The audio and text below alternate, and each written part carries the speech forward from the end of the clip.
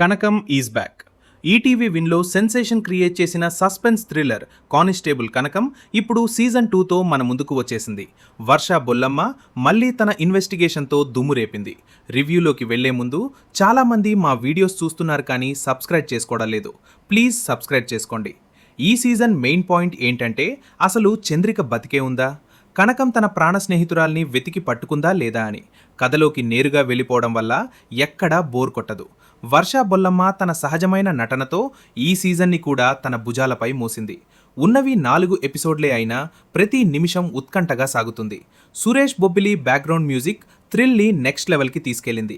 ఇక climax twist అయితే అస్సలు ఊహించలేరు. అది సీజన్ 3 మీద అంచనాలను భారీగా పెంచేసింది.